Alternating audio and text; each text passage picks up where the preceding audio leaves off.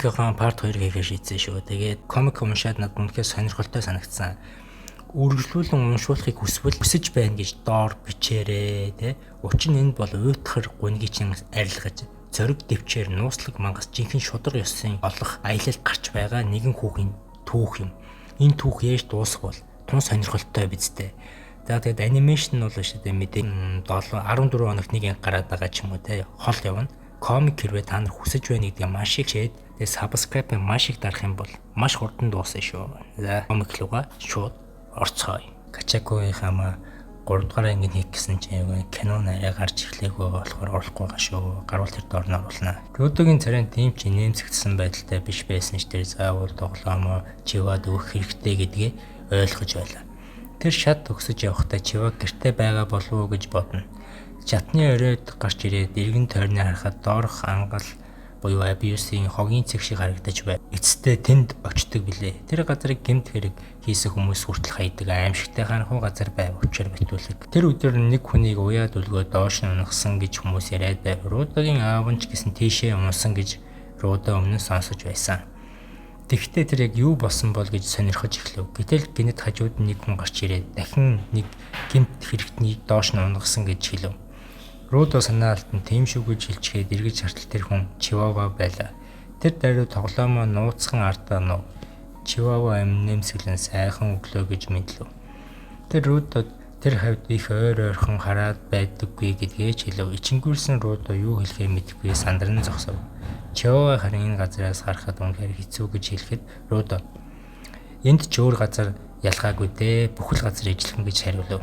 Чивава тайлбарлав. Тэдний амьдардаг ядуу хорооллын хотын захад барьсан нь тэднийг айлах зорилготой байжээ. Хэрвээ та нар муу юм хийвэл ангал руу унган шүү гэдэг дохой болгожээ. Тэр энэ бүхнийг үзэх харах хэцүү гэж хэлв. Гэхдээ тэнд амьдардаг болохоор тэр аимшигтай зүйлийг заавал харах болдог гинэ. Чивава Рудо би чамайг ангал руу унчихгүй гэж их айж байна гэж хэлв. Рудо тийм үг сонсно гэж огт бодоогүй байлаа. Чивава цааш хэлэхдээ аягдсан зүйлсийн дунд үнэтэй зүйлч бий. Гэхдээ чи хог түүж яваад аюул добол. Тэр нь огт хэрэггүй. Бүр ангал руу унач магадгүй шүү дээ гэж сануулва. Рудо Риготоч бас надад ийм үг хэлж байсан гэж хэлв. Чиваа Риготог үнэхээр чамайг их хайрладаг шүү дээ. Тийм болохоор л чамд санаа зовдөг юм гэлээ. Рудо тэр намайг хайрладаг гэдгийг сонсоод инэв. Гэхдээ Чиваа тэрч бас гэж хэлээд өөрөө ч Рудод хайрладагаа санав. Чиваа ичингүүр нь тийм биш ээ гэж гинэт тайлбарлахыг хичээлээ. Харин Рудо бүр гайхаж ичсэндээ нүрээ дарж газар суугаа чангаар хашгирлаа. Чиваа өдөөнд юу болсон бол гэж гайхаж харвал Рудо нэг тоглоом барьж байлаа. Авчирсан Рудо босоо чин тоглоомыг хараад дуртай юм шиг санагдсан. Тийм хүмүүсийн хайсан юмыг хүн тоодоггүй байж болох ч энэ тоглоом чамтай байсан илүү дээр байх гэж би бодож байна гэд тоглоомоо өглөө. Чиваа их баярлаж би үүнийг маш их сайн хадгална гэлээ. Тэр тоглоомоо чанга тавиад баярлаж байгааг хараад Рудо дахин ичээд нүүр нь улаа. Гинэтэр эргээд гүйж эхлэв. Юу хийхээ мэдэхгүй хэд их баярсан да Регото ярах ёстой гэж хэлсээр гэрлүүгээ дахин явлаа. Гэтэл зам нэг нөмрөхтэй хүн мөргөлдөөд хоёулаа газар онов. Нөмрөхтэй хүний гар цүнхнээс нэг ном гулсаад унлаа. Нөгөө хүний биенээс нэг ном унсан. Рудо газар унаад бичгсэн байлаа. Гэхдээ тэр мөргөлдсөн хүнийг хараад ихэд гайхав. Тэр хүн айжхан босч ирээд Рудо түүний маск зүүсэн байгааг анзаарч болгоомжлов. Масктай хурдан намааваад юу ч хэлэлгүй гүн отлоо. Рудо түүнийг дуудсан чи эргэж харалгүй явчихв. Энэ хүн хин болоо гэж Рудо гайхлаа. Гэхдээ тэрээр энэ тухай Ригото хэлэх хэрэгтэй гэж бодов. Гэхдээ бас Чиваатай юу болсон тухайгаа бардамнаж ярихыг ч бас хүсэж байлаа. Рудо гэртээ хурч ирээд хаалгаа онготл би ирлээ гэж чангалав. Дотор орж ирээд нүдэн би Чиваатай яч чадсан шүү гэж бахархалтай аргагүй хэлтэл. Гэхдээ нүдэн нээхэд хэн нэгний ухтахын нэмсэглэл биш. Харин Ригото газар хэвтэж цуснаа холилдсон байдалтай цээжинд нь утга зоолт байдалтай байлаа. Рудо шоконд орж итгэж чадахгүй айжмаар түүний чиглэн очив өөрийн ирэхгүй өвдөг сөгдөн дэлхий тэр чигээрээ нуран унахж байгаа юм шиг санагдана. Тэр мөлхөж төхөөд Риготог дуутахад Ригото сулхан хоолоогоор зуухт гэж хэлв. Рудо гайхаж та амьд юм байна уу? Юу болсон юм бэ? Би танд туслана гэж хэллээ. Ригото дахин зуухт гэж чанга ашгараад чи энэ муухай ертөнцийг өөрчлөх ёстой гэж хэлв. Рудо юу гэсэн үг болохыг нь ойлгож амжаагүй байтал гинэт нэг бууны дуу гарч Рудог онов. Захилгаан захиусан тэр газар унава.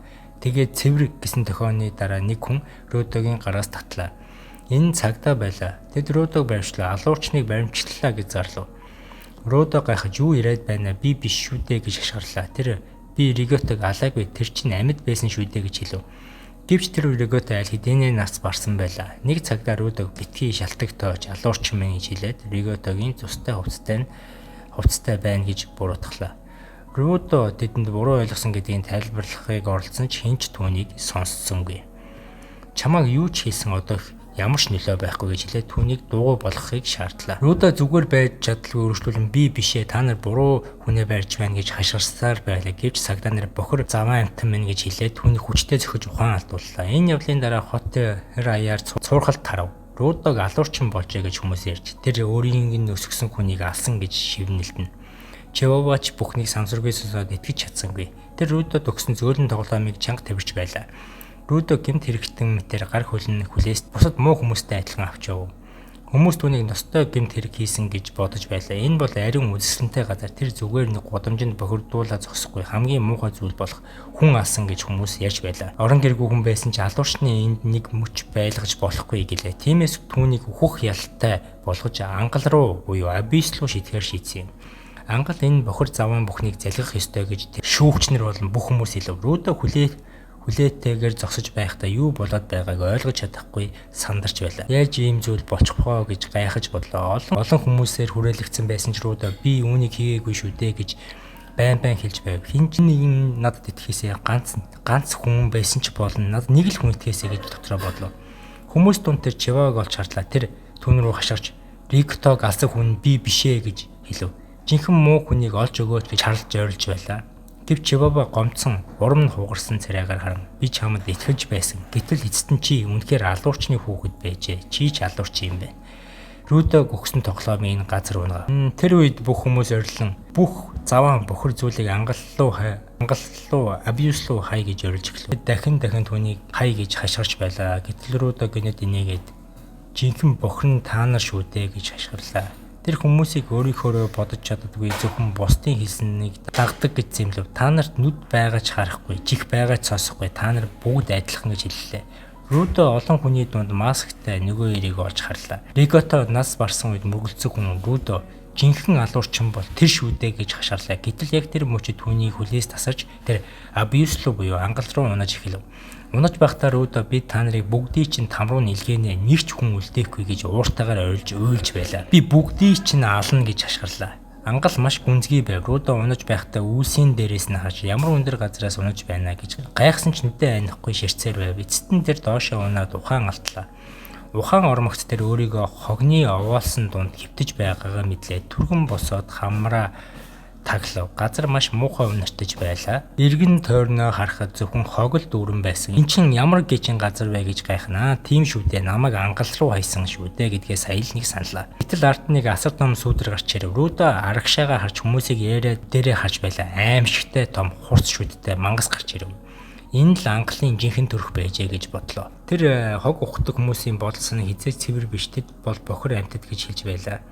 Тэр үед Рудо жоохон хүүхэд байсан юм. Рудо бодож байлаа. Яагаад бүх хүн үргэлж бохир заваан юм бол муу хүмүүсийг л ирээд байдаг юм болов уу гэж бодно. Гэтэл тэд өөрсдөө ангал руу унчих бол яах бол гэж өрөөсөө боддгүй шүү дээ. Одоо цагт Рудо нэг биш хид хідэн хачин амтанд хөөгдөж эхлэв. Тэр даруй зүхтэж эхлэв.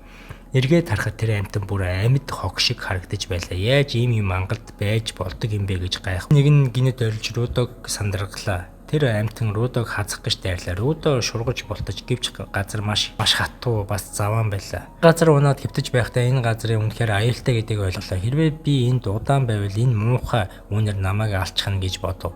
Тэр зүхтах арга хайв. Гэхдээ эргэн тойрноо харахад энд аюулгүй газар гэж ер нь байна уу гэж гайхав. Энэ бол хинч мэдэхгүй хогоор дүүрэн бохир ертөнц байлаа. Рудод муухай санагдаж бөөлжөөд ханиалгаж эхлэв. Гэтэл аимшигтай амтад дахин хөдөлж дуу чимээ гаргаж эхэллээ. Одоо сул дорой босон Рудо руу ойртож ирэхэд би ер нь юу ч хийж чадахгүй тийм сул дорой амтын юм уу гэж бодлоо.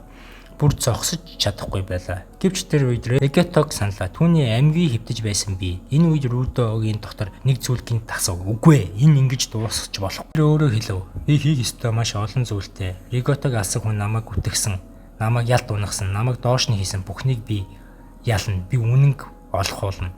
уран зориг орсноруудаа босож хог дотроо нэг төмөр хоолой авч гарав. Тэр би энд үхэж болохгүй гэж шийдэж олдсон хогоороо өөрийгөө хамгаалахаар шийдлээ. За тэгээд хүртэл ярьлаа. Ер нь бол би бодсон 12-оос 15 минутын бичлэгийн тэгээд комик дээр бол ерөнхийдөө бол илүү задаргаатай яригадаад явна. Тэгээд хэрвээ та бүхэн лайк, subscribe дараад тэгээд хүсэж байна бичээд ах юм бол би угаасаа анимашн угаасаа 7 хоног ч юм уу эсвэл 14 хоног нэг гарч байгаа болохоор удаан гарна. Комикийг би өдөр болгон баг оруулах юм бол маш хурдан, маш олон үйл явдлуудыг та нар үзээд яваа шүү. Хамгийн гол нь та нар доор нь би хүсэж байна гэж яг ингэ бичдэг шээ, тэ ингэ бичээд байгаарэ.